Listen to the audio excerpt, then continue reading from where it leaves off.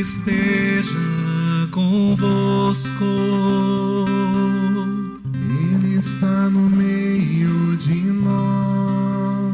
Proclamação do Evangelho de Jesus Cristo, segundo Marcos.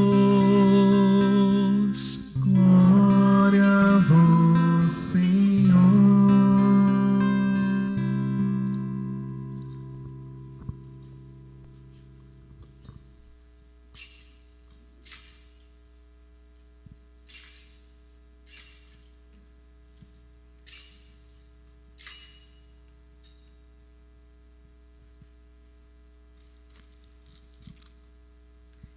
Naquele tempo, Jesus chamou os 12 e começou a enviá-los 2 a 2, dando-lhes poder sobre os espíritos impuros. Recomendou-lhes que não levassem nada para o caminho, a não ser um cajado, nem pão, nem sacola, nem dinheiro na cintura. Mandou que andassem de sandálias e que não levassem 2 túnicas. E Jesus disse ainda: quando entrardes numa casa, ficai ali até a vossa partida. Se em algum lugar não vos receberem, nem quiserem vos escutar, quando sairdes, sacudi a poeira dos pés como testemunho contra eles. Então os 12 partiram e pregaram que todos se convertessem. Expulsavam muitos demônios e curavam numerosos doentes, ungindo-os com óleo. Palavra da salvação.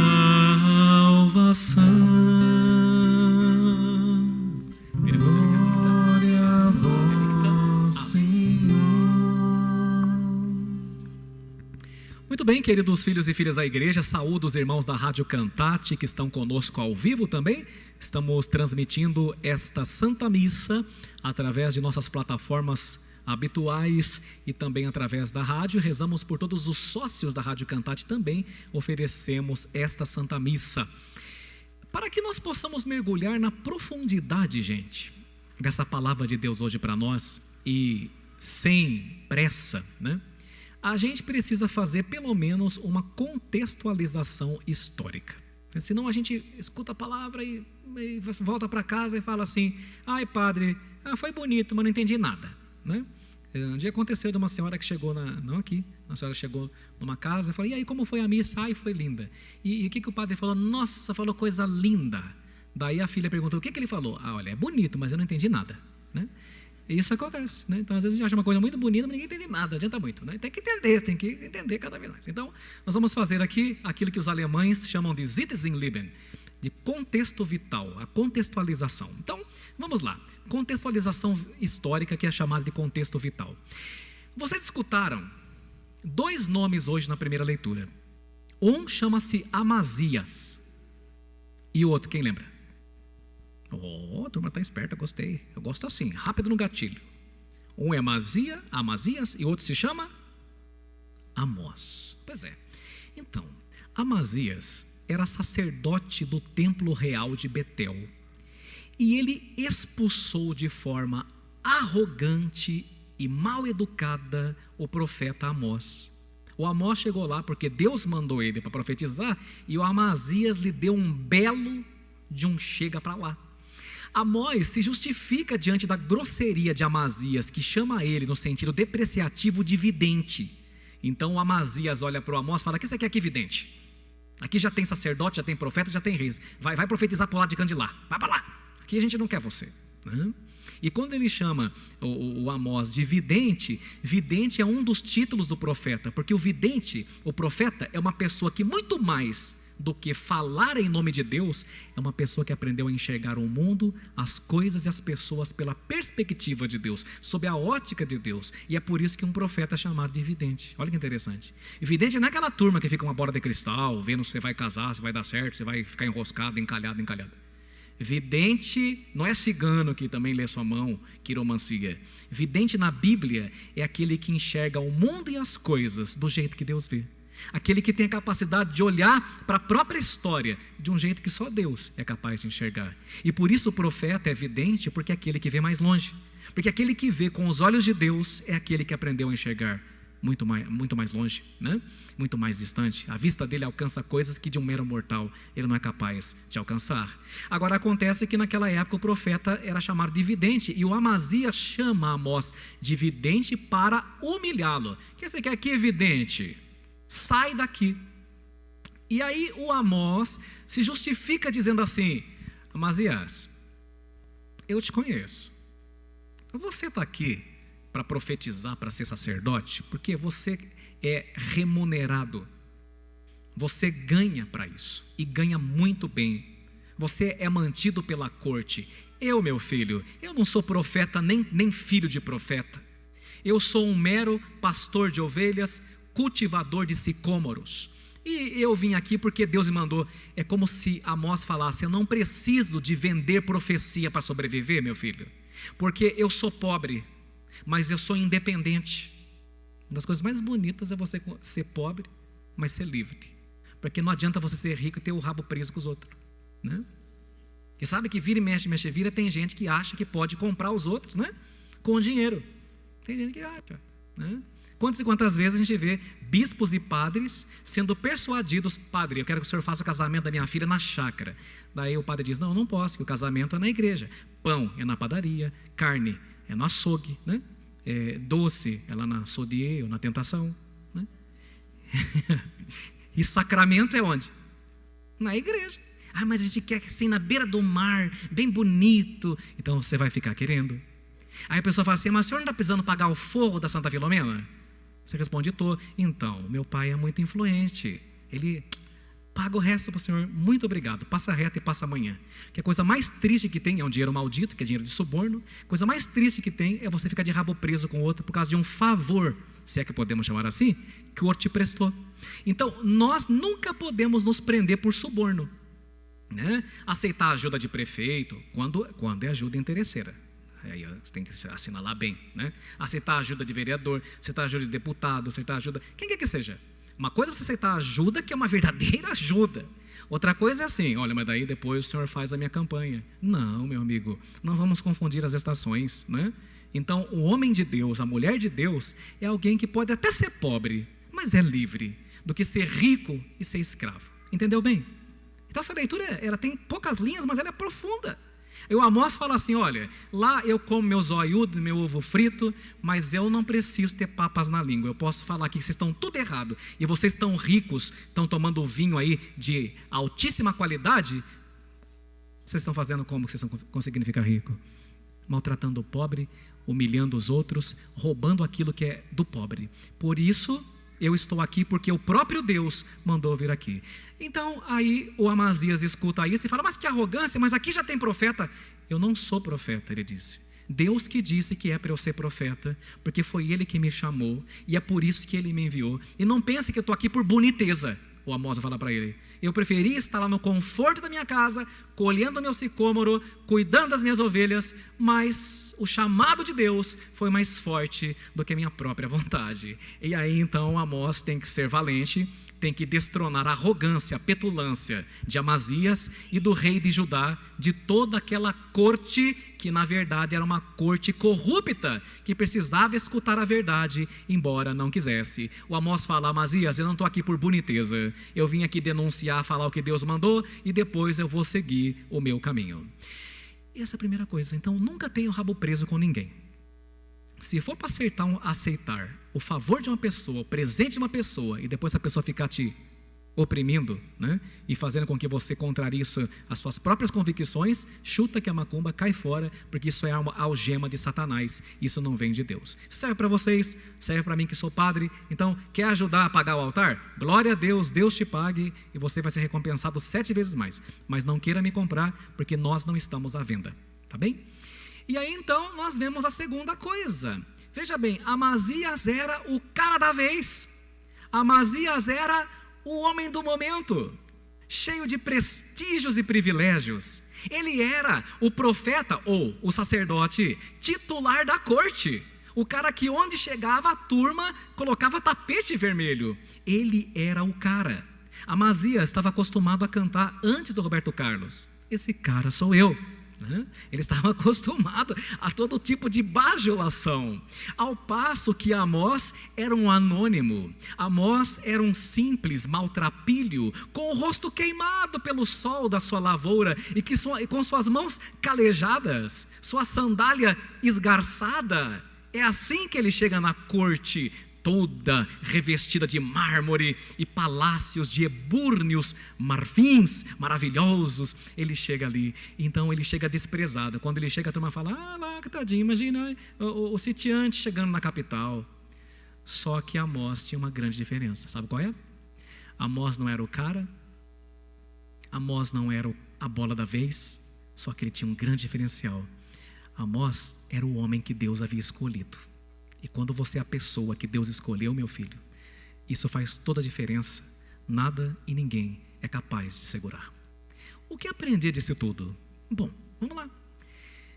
Agora eu vou falar de você. Presta atenção.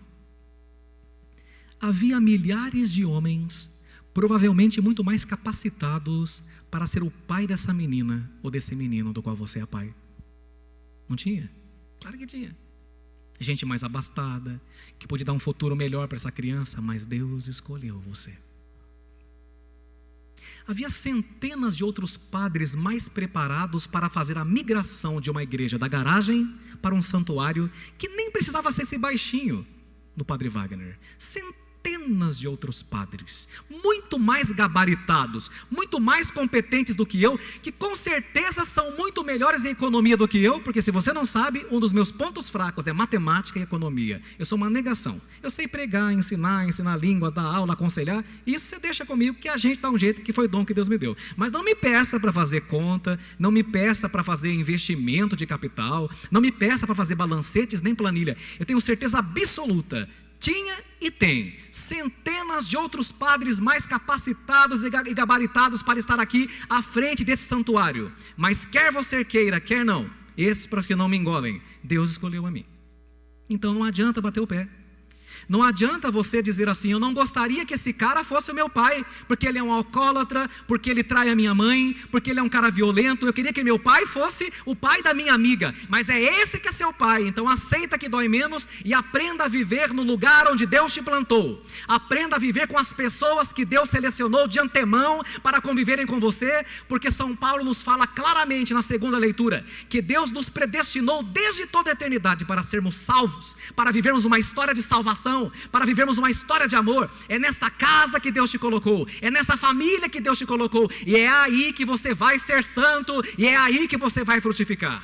Não queira fazer fugas, não queira criar ilusões, porque é aí que Deus te coloca, é aí que Deus te planta. E como sempre ensinei nessa igreja, é preciso aprender a florescer onde Deus planta a gente. Queridos jovens seminaristas, vocês têm certeza que Deus tinha muitos outros jovens, talvez muito mais inteligentes, talvez muito mais bonitos, talvez muito mais, sei lá o que mais, que qualidades, mas Deus escolheu você. Deus escolheu você. Você também que me ouve daí de casa, né? Você que é mãe, você talvez se sente indigna de estar à frente dessa família, e com certeza deve ter pelo menos uns 2 bilhões de mulheres mais competentes que você para estar lá, mas não é nenhuma delas. Deus quer que seja você, e Ele vai capacitar você para isso, porque quando Deus nos escolhe, Ele nunca nos envia só e tampouco sem ferramentas. Hoje, enviando os 12 apóstolos, Ele os capacitou, e a palavra diz, deu poder para eles dominarem os espíritos impuros e botar a coisa ruim para correr, porque quem nos envia é Deus. E quando Deus nos envia, Ele nos capacita, Ele nos faz aptos para a obra onde Ele nos chamou, onde Ele nos plantou, onde Ele nos colocou.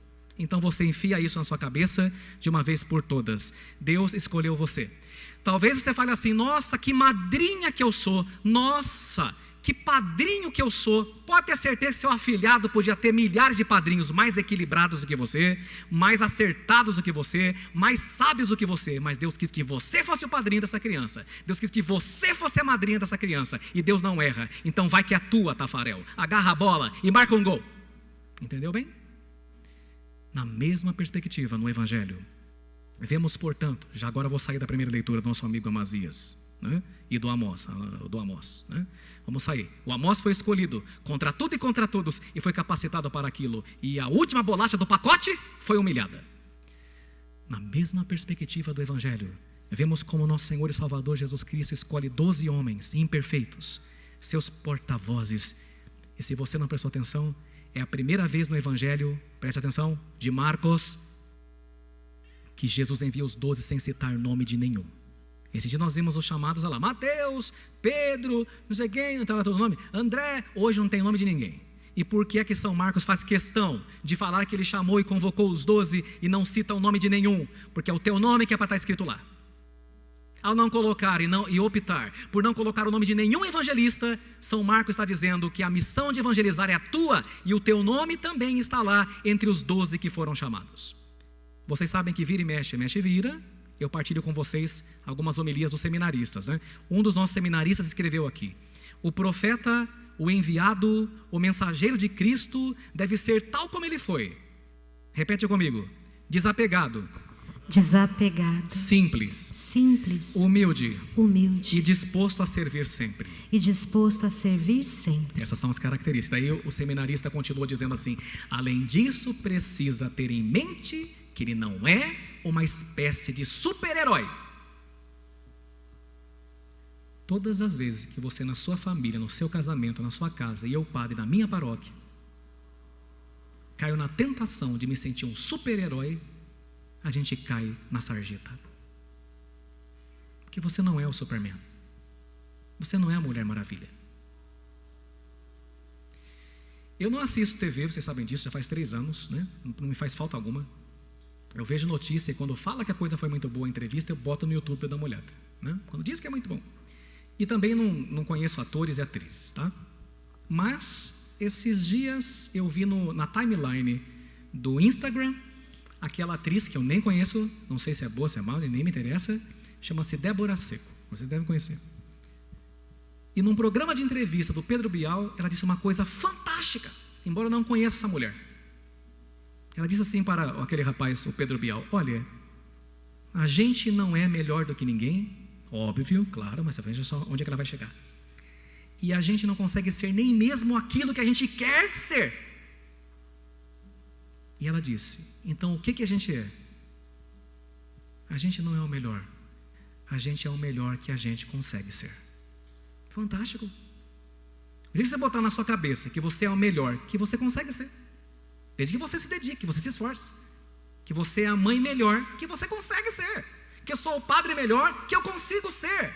Nós vamos parando de colocar metas irrealizáveis para nós e usar como desculpa para a nossa incompetência, para a nossa pouca dedicação, para o nosso pouco caso com a missão, com a vocação que Deus nos deu. Então bota uma coisa no seu coração, na sua cabeça: você não é melhor do que os outros? Não, mas veja bem, você é o melhor que você consegue ser. Isso já é um grande avanço, aleluia, quando você consegue dar o seu melhor. E quando você é o melhor que você consegue ser, não significa nem mesmo que você atingiu todas as metas que você havia se proposto, mas você fez aquilo que deu. E Deus está contente com você quando você faz aquilo que dá, quando você faz aquilo que está no seu alcance. E é assim que o impossível acontece em nossa vida. São Francisco de Assis não dizia: começa fazendo o necessário, minha amiga.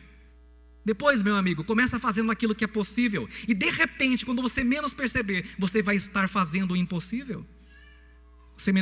Outro seminarista escreveu: mesmo conhecendo as nossas limitações, as nossas fragilidades, nosso Deus não nos rejeita, não nos despreza, pelo contrário, nos confere a dignidade de colaborar com sua missão evangelizadora. E é aqui que eu vou tender para o final da pregação de hoje, que é a minha mensagem principal, que é o coração dessa homilia, então preste atenção.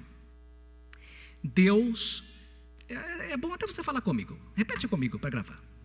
Deus não está esperando eu ser perfeito. Não está esperando eu ser perfeito. Ele só quer que eu seja sincero. Ele só quer que eu seja sincero. Quando Jesus chamou os 12, ele não cobrou a perfeição dos 12 em nenhum momento. Ele só pediu que os 2 fossem sinceros com ele. Ele só pediu da parte dos 12 honestidade. E é isso que Cristo pede de mim, é isso que Cristo pede de você. Porque se você for esperar para estar pronto e para estar pronta, para dizer sim a Ele, para abraçar a missão que Ele te deu, minha filha, meu filho, então provavelmente, minha amiga, você nunca dirá. E o interessante é que isso vale para tudo em nossa vida. E é aqui que eu vou tendendo para a finalização. Eu não preciso conhecer você que está aqui nessa igreja ou em casa para saber que você tem muitos desejos. É claro, né? Mas ao mesmo tempo, para saber que você tem muitos desejos e sonhos e metas e que você não consegue alcançar boa parte deles. Eu sei. Também não é preciso conhecer você para saber que você tem medo de certas coisas e por isso acaba deixando para aquela desculpa que você conta para você mesmo: quando eu estiver pronto. Aí tudo vai ser diferente. Quando eu estiver pronto. Todos temos sonhos e desejos. Alguns possuem metas e objetivos muito importantes. Entretanto, todos postergam suas listas de afazeres e desejos para o dia seguinte. E a desculpa comum é que não estão prontos e que por isso precisam de mais um tempo. E dessa forma, meu filho e minha filha, a vida vai seguindo sendo adiada. Se quando Jesus chamou os 12 hoje, ele disse: Senhor, vamos primeiro fazer um curso então, né? Vamos fazer um upgrade, né? Vamos, quem sabe, aprender uma nova língua, e então a gente vai dizer sim para o Senhor. Não. Jesus Cristo chamou 12 homens inacabados e imperfeitos, porque ficar pronto, meu filho e minha filha, leva toda uma vida. Entende bem? Um rapaz, que chamarei de Pedro, resolveu entrar na academia pela primeira vez. Você achou que estava com o corpo muito de frango, resolveu dar uma valorizada no patrimônio. Pesquisou a academia que tinha o melhor custo-benefício e que ficasse perto da sua casa para não gastar gasolina e fez a inscrição nas Smart Fits da vida. Ao começar a fazer os exercícios, Pedro percebeu que tinha facilidade em todos. Não importava o quão difícil o exercício fosse, o Pedro conseguia fazer. Seu instrutor ficou espantado com a situação. Então, para fazer um teste, resolveu aumentar a carga em todos os exercícios. O resultado, Pedro continuou perfeitamente bem, executando os movimentos com a melhor forma e sem falhar. Ele fazia, para você ter uma ideia, supino com 50 quilos, depois foi rapidinho para 80 e de repente, quase que no mesmo dia, foi para 100 quilos. O mesmo acontecia com os agachamentos, roscas ou extensões. Seu instrutor ficou boquiaberto. Pedro conseguia levantar qualquer peso que fosse, sem precisar sofrer e sequer treinar antes. Só há um problema nessa história. E o problema é: o Pedro não existe, nunca existiu e, quiçá, nunca existirá. A história de Pedro que eu acabo de contar nos ensina que ninguém nasce pronto ou começa pronto, porque todos vamos sofrer até conseguir alcançar aquilo que queremos.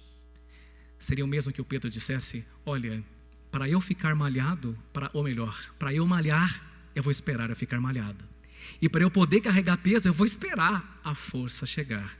É assim que as pessoas passam a vida inteira, adiando o chamado de Deus, adiando o serviço na igreja e postergando, deixando para amanhã, os próprios sonhos. Exemplo: as pessoas falam que não se apresentam em um ciclo de palestras, por exemplo, a da palestra na empresa, na fábrica, na igreja, porque não estão prontas para isso. Elas não abrem sua loja, seu comércio ou seu restaurante. Tem gente que está falando que vai abrir já faz 4 anos, eu escuto, porque dizem que não estão prontas para isso.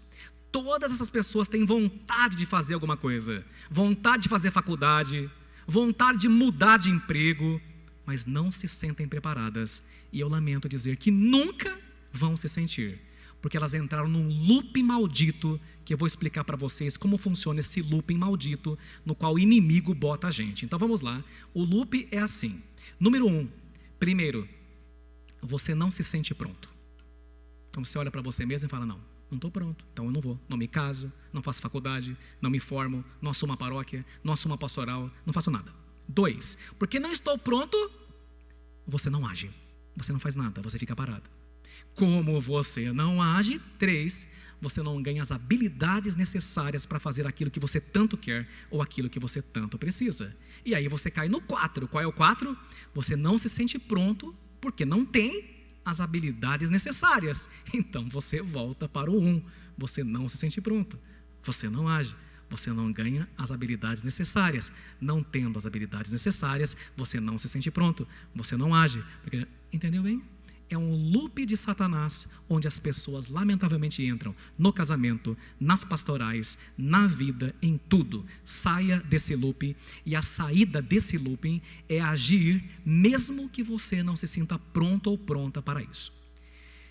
Esses dias eu vi um rapaz também na internet, de negócio de mentalidade milionária. Essa turma que gosta de investir e fazer coisa do arco da véia. Às vezes eles falam uma coisa interessante.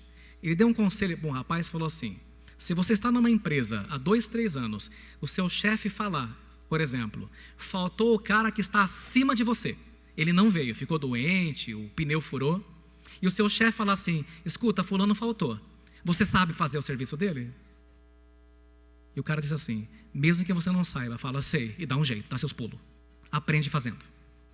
São essas as pessoas que fazem a diferença. Não estou ensinando aqui ninguém a mentir. Estou dizendo, olha, eu posso até não saber, mas eu vou aprender. Na hora, no ato. As pessoas que saem do loop de Satanás são aquelas que galgam degraus fantásticos na vida, são aquelas que se tornam o que Deus sonhou que elas se tornem, porque elas não ficam estagnadas, porque água parada junta dengue e fede. Entende bem? E aí, a única forma de conseguir, portanto, melhorar é se arriscando, se expondo a possíveis falhas. Talvez, meu amigo ou minha amiga, você fracasse 1, 2 ou 3 vezes. Algumas pessoas, como Thomas Edison, quando foi inventar a lâmpada, fracassaram centenas de vezes. Aliás, é legal que perguntaram: Edison, você errou, não lembro agora quantas, parece que foi 4 ou 5 mil, não me lembro. Você errou 3, 4 mil vezes para fazer a lâmpada? O Thomas Edison respondeu sorrindo: não. Eu descobri 4 mil formas de como não se fazer uma lâmpada, e uma de como se faz. Entende bem? Então a vida depende muito de como você olha. E aí, para sair desse looping negativo, você tem que entrar no loop do Espírito Santo, que eu vou ensinar agora, que é feito de 5 passos, bem práticos e objetivos. Primeiro, então é assim: primeiro, você faz aquilo que você sente que precisa fazer. Você vai que é tua, você vai. Não é uma coisa má. Deus está te capacitando, Ele te botou aí, você vai. E você vai mesmo sem estar pronto. 2, quando você vai mesmo sem estar pronto, com tremedeira, gaguejando, a perna tremendo, você se sente confiante à medida em que vai melhorando. Aí você vai indo, é complicado, mas não é tão complicado assim, dá para eu continuar. 3, você começa a gostar do que você faz, porque você está percebendo o progresso. 4, você faz aquilo que você gosta e aquilo te dá prazer. E 5, finalmente você faz aquilo que você sempre desejou fazer. Entende bem? Então vai quando Deus te chama. Vai. No caminho você aprende. A timidez então diminui. O gaguejar nas apresentações passa. O medo do fracasso vai embora. E você consegue abrir, você consegue finalmente vencer aquela coisa que te segurava. E inclusive você consegue até se abrir para aquela pessoa que você gostava, aquele crush, aquela crush, que você não tinha nem coragem de falar que você estava afim. Você vai. Você só precisa dar o primeiro passo. Mesmo sem estar pronto, eu te digo, vai mesmo assim.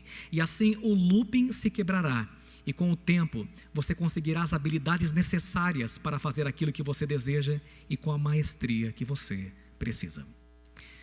São Paulo, em Filipenses 3,12, escreveu: não pretendo dizer que já alcancei a meta ou que cheguei à perfeição, não.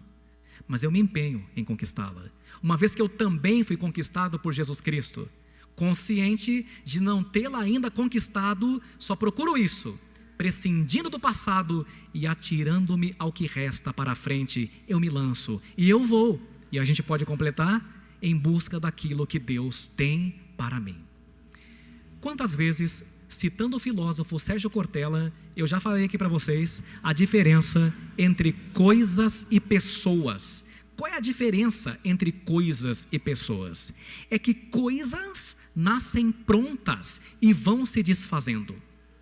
Coisas nascem prontas e vão se desfazendo, ao passo que pessoas nascem não prontas e vão se fazendo, isto é, se tornando aquilo que Deus quer que elas se tornem.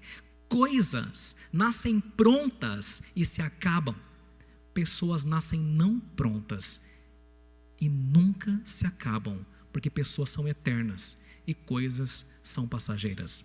Você ainda não é aquilo que é para você ser, como eu também não sou aquilo que é para eu ser. A gente está num gerúndio constante. A gente está sendo, a gente está tentando, e Deus vai abençoando as nossas tentativas. Mas faça-me um favor. Seja menos cruel com você. Pega mais leve com você. Porque quando você falha, você é cruel demais com você mesmo. Você é cruel demais com você mesma. Como dizia a música, tente outra vez. Prossiga, continua. Não fique se degladiando ou se supliciando pelos erros do passado. Talvez você ainda errará dezenas e centenas de outras vezes. Só tente ser o melhor que você consegue ser e que você consegue fazer. Conclusão. Conclusão é uma pergunta. E a pergunta é: do que é que você foge? Tem coisas que você já era para ter feito e você ainda não fez. Do que é que você foge? O sucesso deve ser medido não tanto pela posição que alguém alcançou na vida, mas pelos obstáculos que foi aprendendo a superar. Pense em pelo menos 3 coisas positivas que você sente que Deus te deu, que você gostaria de fazer ou de ser. Talvez até um chamado para alguma coisa. Mas você não consegue dizer sim, porque você caiu nessa besteira de sempre esperar estar pronto ou pronta.